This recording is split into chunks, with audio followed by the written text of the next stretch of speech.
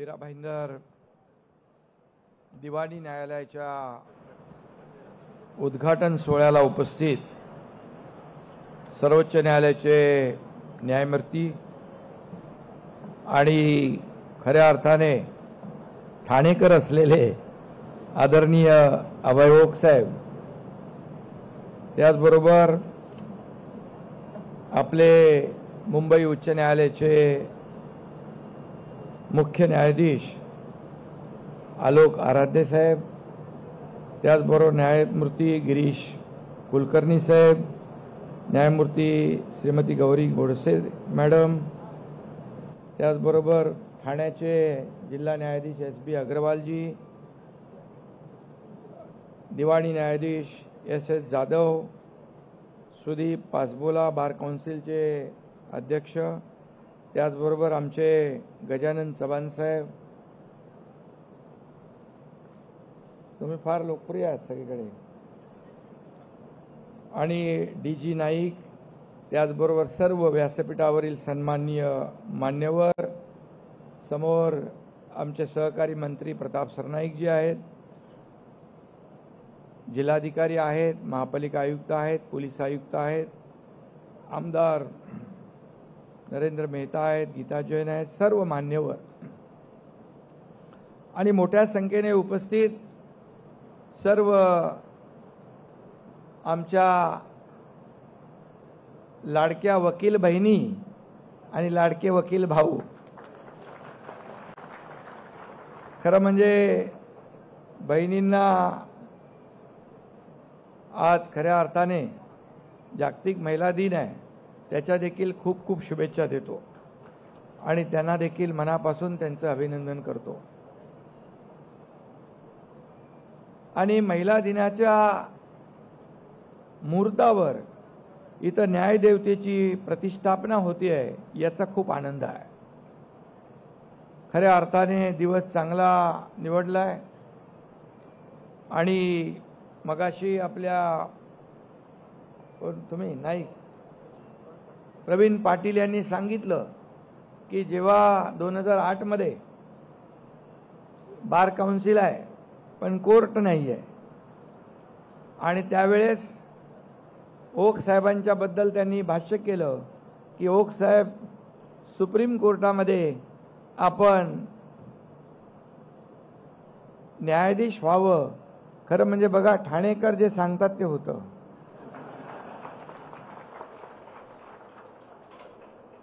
कारण त्यांची प्रामाणिक इच्छा असते, प्रामाणिक भावना असते, आणि चांगल्या माणसासाठीच ती भावना असते.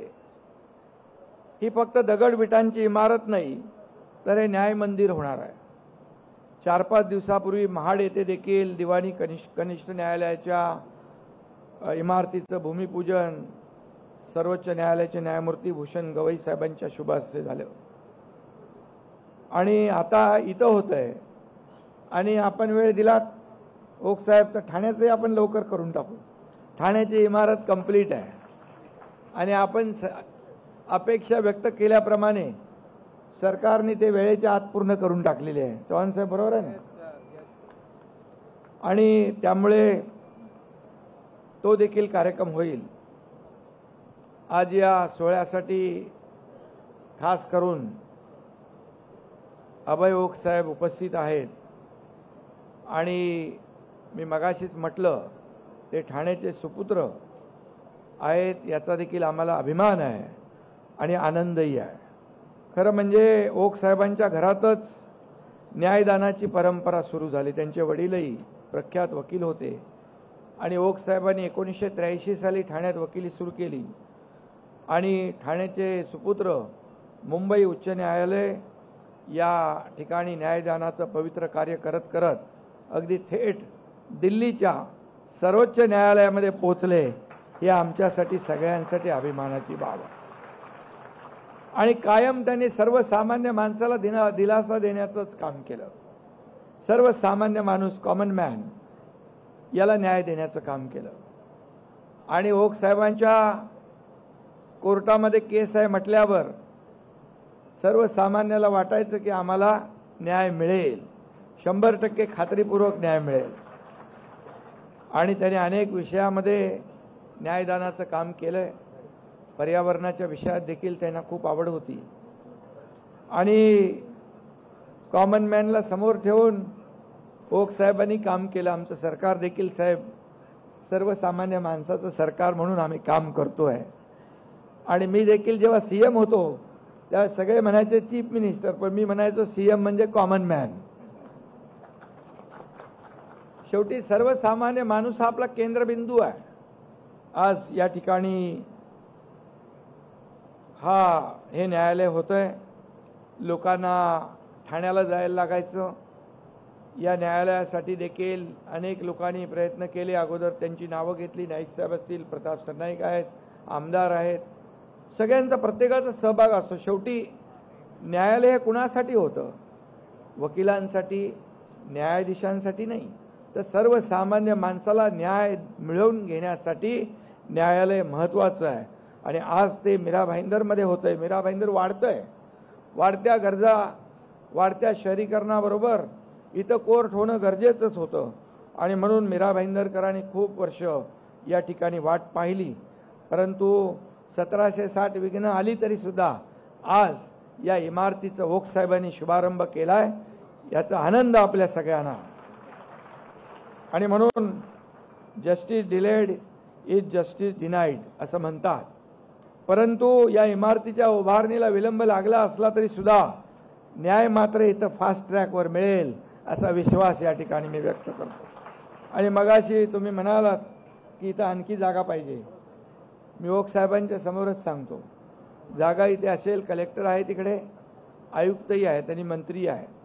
इथं जागा आपण त्यांना आणखी उपलब्ध करून दिली तर सगळी कोर्ट इथे तयार होती आणि ठाण्याला जाण्याची आवश्यकता पडणार नाही. त्यामुळे सरकार म्हणून आपण ते नक्की करू, ही खात्री आपल्याला मी या ठिकाणी देतो. आता परिवहन मंत्री प्रताप सरनाईक आहेत. तुमच्या आता गाड्यांमधली गर्दी कमी होईल ठाण्याला जाणारी आणि लोकांना दिलासा मिळेल. गमतीचा भाग सोडा, अगदी विकासाच्या रेट्यासोबत या भागातली लोकसंख्या देखील झपाट्याने वाढती आहे. खरं म्हणजे 2.5 वर्ष ओक साहेब आम्ही या महाराष्ट्रामध्ये, मुंबईमध्ये वाहतूक कोंडी असेल, मेट्रोचं जाळं असेल. आता ही मेट्रो आहे, पुढच्या 1 वर्षभरामध्ये ही मेट्रो कंप्लीट होऊन जाईल.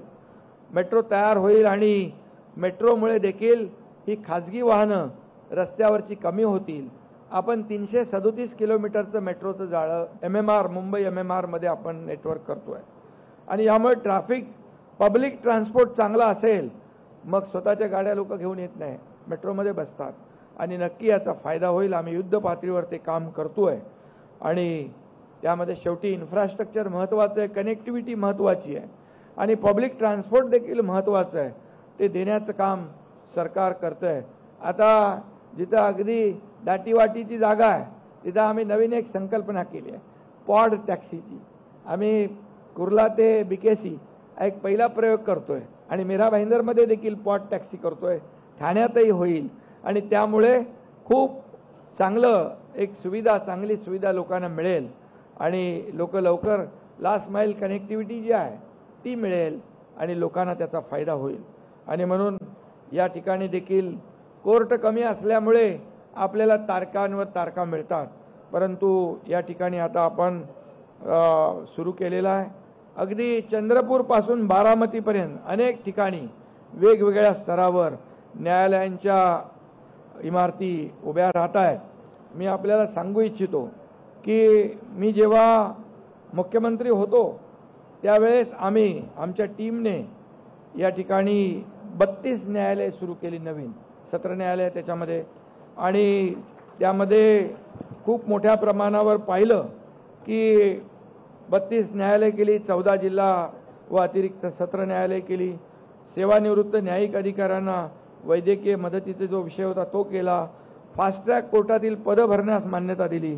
रेग्युलर आणि आउटसोर्स करून 1100 पदांना मान्यता दिली. आणि त्याचबरोबर न्यायिक अधिकाऱ्यांची 2863 अतिरिक्त पदं देखील त्यालाही मान्यता दिली. आणि डिजिटायझेशन, IT आणि AI ही आता आपल्या काळाची गरज आहे, त्यावर देखील सरकार काम करत आहे. सरकार कुठंही, मी आपल्याला सांगतो, आराध्य साहेब इकडे आहेत, आता ते मुंबईचे मुख्य न्यायाधीश आहेत. आमच्या कॅबिनेटमध्ये कोर्टाचा एकही विषय आला, छोटा असू द्या, मोठा असू द्या, मध्यम असू द्या, 1 सेकंड पण आम्ही लावत नाही, ताबडतोब त्याला मंजुरी देतो. याचं कारण शेवटी हा सर्वसामान्य लोकांनाच फायदा देणारा, त्यांना सुविधा देणारा हा निर्णय असतो. त्यामुळे खूप मोठ्या प्रमाणावर आपण या सर्व न्यायदानाच्या कामामध्ये सरकारने देखील पुढाकार घेतलेला आहे आणि ठाण्यातलं कोर्ट देखील लवकरच होत आहे. त्यामुळे या ठिकाणी ज्या आणि इथं जी जागेची मगाशी मी म्हटलं ती तुम्हाला माहिती आहे कुठं आहे ना, मागेच आहे. तर आपण ती पाहून घ्या, कलेक्टर, जिल्हाधिकारी आणि मंत्री महोदय, आणि ती त्यांची जी मागणी आहे ती आपण पूर्ण करू. शेवटी जिकडे ठाण्याला जाण्याचा जो वेळ आहे तो वाचेल, इंधन वाचेल, ट्रॅफिक वाचेल, लोकांना लवकर घरी जाता येईल, आपापलं काम करता येईल, घरी वेळ देता येईल, कार्यालयामध्ये इफिशियंटली काम करता येईल. आणि म्हणून या सगळ्याच बाबतीमध्ये या आता अनेक निर्णय ओक साहेबांनी देखील घेतले आणि खऱ्या अर्थाने हे न्यायाचं राज्य आहे, साक्ष देणारं, आणि याची साक्ष देणारं हे न्याय मंदिर आहे. आणि म्हणून इथे येणाऱ्या प्रत्येकाच्या पदरात न्याय पडेल, कोणीही विनमुख होऊन जाणार नाही, अशा प्रकारचा विश्वास मी या ठिकाणी व्यक्त करतो. कायद्याचं राज्य टिकवणं आणि न्यायाचा वसा पुढे नेणं ही देखील आपल्या सगळ्यांची जबाबदारी आहे. आणि म्हणून मीरा भाईंदरची ही इमारत पाहिल्यानंतर सतत आपल्या सर्वांच्या मनामध्ये त्याची आठवण राहील. आणि ओक साहेबांना देखील मी पुन्हा एकदा मनापासून धन्यवाद देतो. मगाशी कोणी म्हणालं कुलकर्णी साहेब,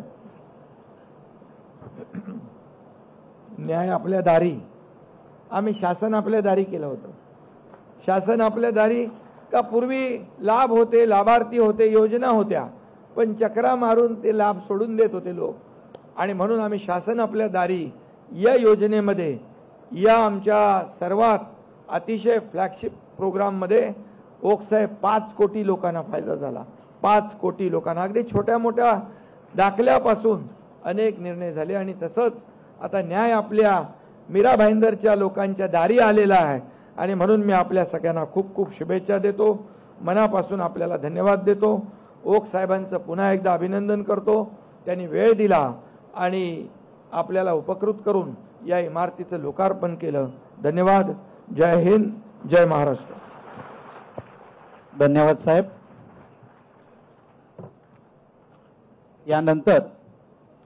यानंतर ज्याची आपण आतुरतेने वाट पाहत आहोत अशा आपल्या आदरणीय, आज मी आमच्या न्यायिक अधिकाऱ्यांच्या आम्ही शिक्षण देतो, महाराष्ट्र ज्युडिशियल अकॅडमीमध्ये माझा कार्यक्रम होता. त्या ठाण्याहून मी या शहरात आलो. शहरात आल्यानंतर मला खूप आनंद झाला, कारण दोन्ही बाजूला फार मोठे फलक मला दिसले की आज मीरा भाईंदरच्या न्यायालयाचं उद्घाटन आहे. न्यायालयाला एवढं महत्त्व दिलं जातं आणि मोठे फलक टांगले जातात, त्याचा मला खूप आनंद झाला. पण तो आनंद फार थोडा काळ टिकला. याचं कारण असं आहे की मुंबई उच्च न्यायालयाचा एक निकाल आहे की प्राधिकरणाची परवानगी घेतल्याशिवाय आपल्याला कुठेही फलक लावता येत नाही. आणि त्या फलकावरती जर त्या परवान्याचा क्रमांक लिहिला नसेल तर तो फलक हा बेकायदेशीर आहे असं मानलं पाहिजे आणि नगरपालिकेचं कर्तव्य आहे की तो ताबडतोब काढून टाकला पाहिजे. माझा आनंद थोडा काळ टिकला. याचं कारण असं आहे, त्या कुठल्याही फलकावरती परवानगीचा नंबर लिहिलेला नव्हता.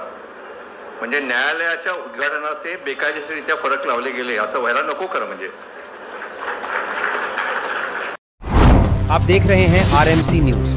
लाइक, शेयर, कमेंट और सब्सक्राइब करना ना भूलें.